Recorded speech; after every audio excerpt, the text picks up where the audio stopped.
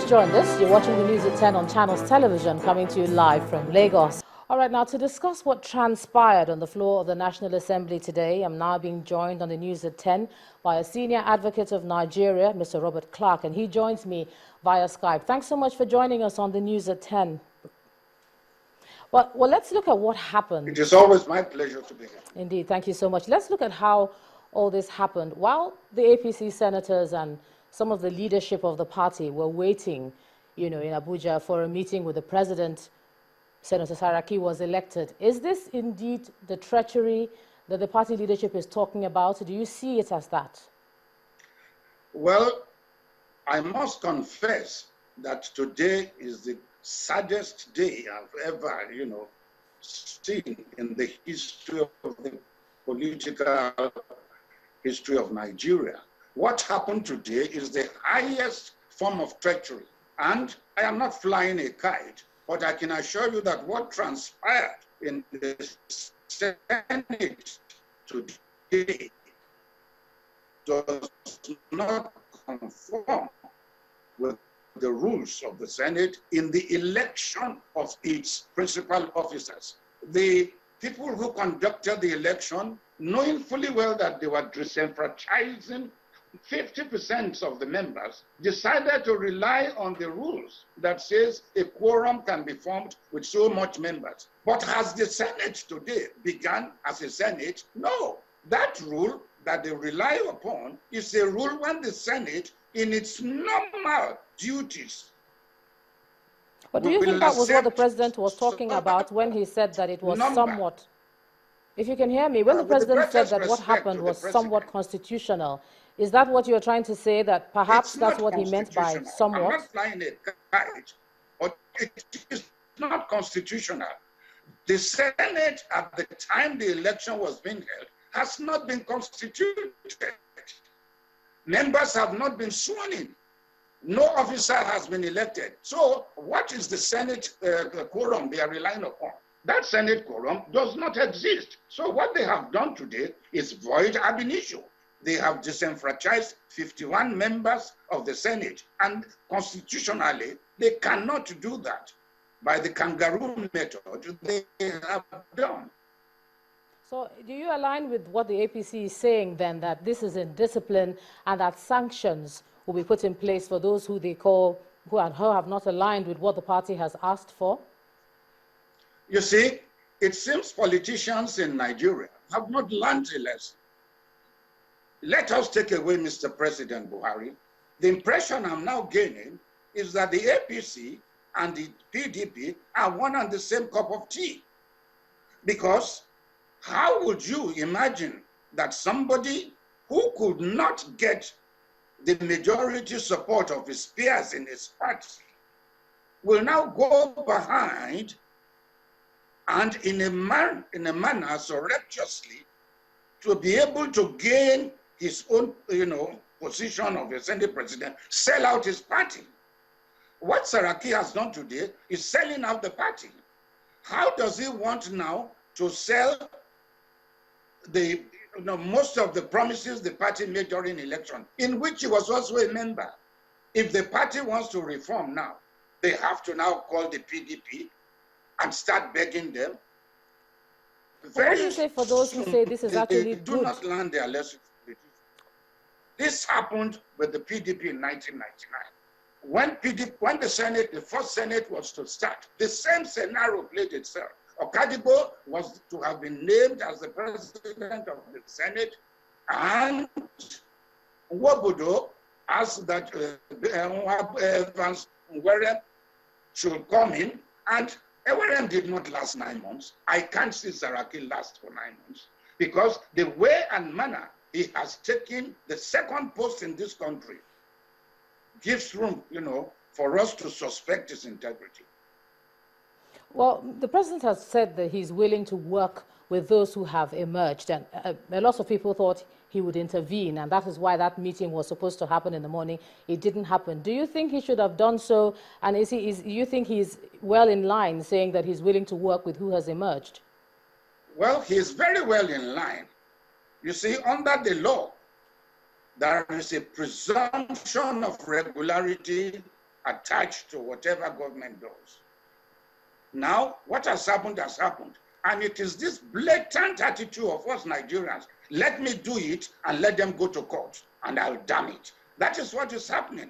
Because I don't see how we should tolerate, all of us as Nigerians, tolerate a situation where even if you want to become the president, why should you disenfranchise 51 members of your party from voting, relying on a trump-up rule of the Senate when your situation today, you have not even become the Senate until you are sworn in, until other members are sworn in. You cannot rely on the Senate rules. That rule is meant for the Senate in the ordinary course of its duty.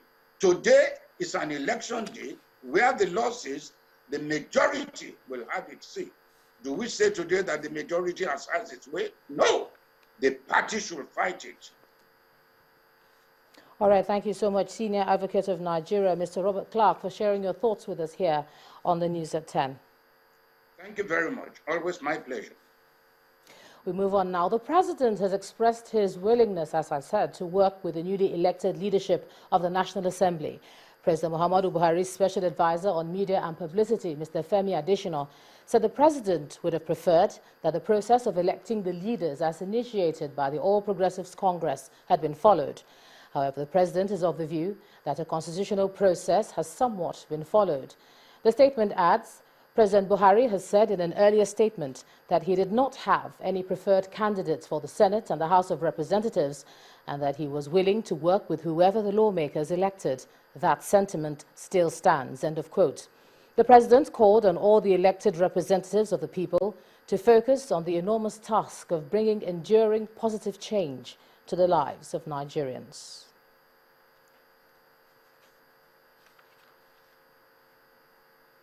Now let's take a look at what actually transpired before the announcement came that the upper chamber had elected a new leader. A meeting between the President and the elected APC lawmakers from the Senate and the House of Representatives did not eventually hold as planned. APC lawmakers-elect and some chieftains of the party had converged for the meeting, only to hear that elections were going on at the National Assembly and that Senator Bukola Saraki had emerged the new Senate President. Our correspondent Chuku Maunekwese reports. APC lawmakers-elect, one after the other, converge on the International Conference Center. Also joining them include some APC governors and chieftains of the party, including the former governor of Lagos State, Bola Ahmed Tinubu.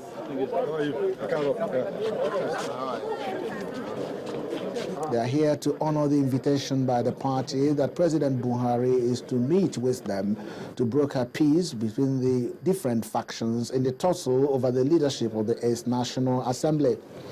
Spokesman of the party, Alhaji Lai Mohammed, arrived several hours later. Journalists sought to know why the president is not yet here. Very important. In one of the meeting rooms in the conference center, the members-elect started discussing in low tones. Journalists were barred from knowing what's going on and so had to wait for the arrival of the president, who was nowhere to be found. Moments later, the APC lawmakers-elect and the chieftains stormed out the International Conference Center. Some of them who spoke to us said that the meeting was no longer going to hold here, the president is no longer coming here, and that all roads now lead to the National Assembly proper for whatever will be the outcome. The situation at the National Assembly had jolted everybody, including the leadership of the party. We will talk to you later. As soon as we assess what has happened, we will address the press. The party seems to be in disarray over what. No, I'm not the leader of the party. The leader of the party is Ojegun. He's there. You go and find out. Yeah, but you're one of the major people contenders. I'm not. Your Excellency, what kind of confusion is this? That's no confusion. Yeah, that's no confusion. The senator that you didn't want has been sworn in as the senator. I'm not aware of that. We're going to go through a free and fair election. No, I'm not talking more than that, but it's not elected. tell you much about that. All I know is that we have been asked now to come to the National Assembly for the inauguration. No. We're going to chambers now.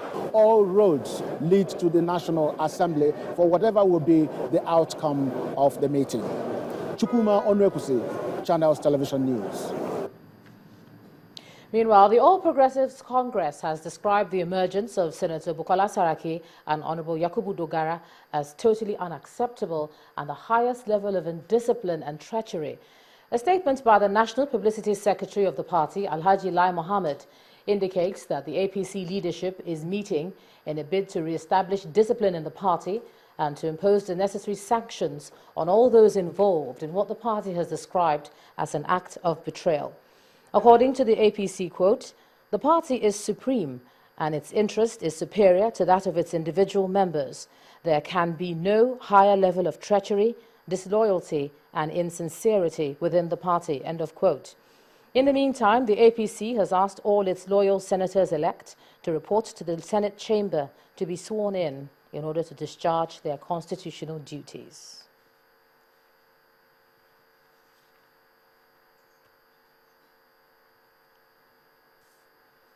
While the People's Democratic Party has congratulated newly elected Senate President Bukola Saraki and his deputy, Senator Ike Ekweremadu, and also congratulated by the PDP is the new Speaker of the House of Representatives, Honorable Yakubu Dogara.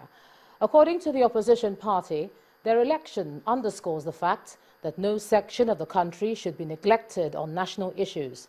The PDP National Publicity Secretary, Ulisametu, described the development in both chambers of the National Assembly as victory for democracy and triumph of the time-honored value of the PDP that every zone and segment of the country must at all times be given a sense of belonging and governance. The PDP says it will continue to partner with like minds in other political parties to ensure that the nation's democracy, which it nurtured in the last 16 years, is sustained in the overall interest of the people.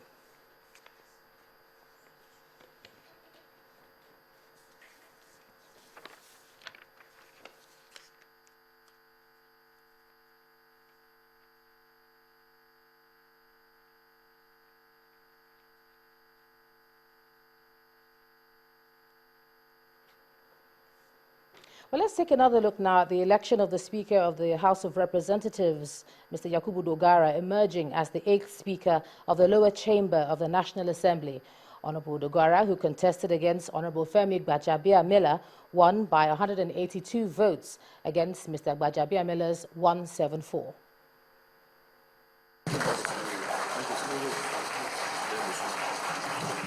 The Senate drama done. Attention now shifts to the Green Chamber. The anxiety in the atmosphere is palpable. The shock from the incident at the Red Chamber is still evident as the tense nerves pump blood rapidly. The population here is a clear indication that the battle for the seat of the Speaker of the House of Representatives will be a fierce one. Members in attendance. Yes. The clerk sets the ball rolling. Nominations are made, but not without some drama. It is with pride, honor, privilege, and the full conviction of my conscience that we beg, ask, and even demand that you, Right Honorable Yakubu Dogara, in spite of the personal consequences, do accept the nomination as the Speaker of the 8th House of Representatives. I so move. Honorable Yakubu Dogara is nominated.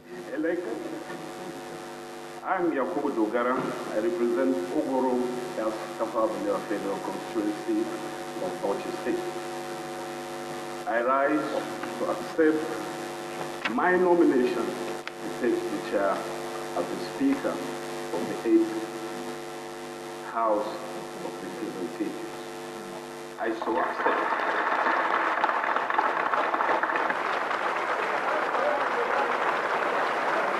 Then they called for more nominations. Any further nominations? There goes another round of drama. Use this one. Honorable Femi Gbajabiamila joins in the race. Voting commences and it's perhaps sets more tension into the already volatile atmosphere. Voting gets underway and before the winner could be announced, suddenly a row on the floor. The reason is that some of the lawmakers now have a clue that their candidate is winning. The clerk then bells the cat. Yakubu Dogara is the winner of the election and is therefore returned as elected Speaker of the House of Representatives of the 8th Assembly. Honorable Yakubu Dogara is the Speaker of the House of Representatives of the 8th Assembly, defeating Honorable Femi Gbajabiamila with a total of 182 votes, as against his opponents with 174 votes. In the interest of sovereignty and always in the interest of the sovereignty, integrity, solidarity, well-being and prosperity of the first government of Nigeria. The outcome of the election raises another round of sensation amongst the lawmakers.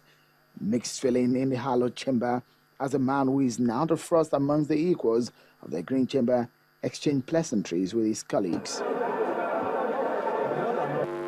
I salute the doggedness and service of the Right Honorable Femi Gbajabiamila, who fought a good fight and who has served this House and the nation with distinction. Together, we will heal the wounds and divisions of this contest. Together, we shall work to deliver good legislation and good government. That's not the end of the race for the day. The seat of the Deputy Speaker of the House will have to be filled. Another round of voting begins. Honorable Mohammed Mogno and Honorable Yusuf Lassun are up in the battle for the position. After several hours, the winner emerges. Honorable Yusuf Lassun from Irekwadun, Olorunda, Orodu and Oshobo constituency of Osun State is now the Deputy Speaker.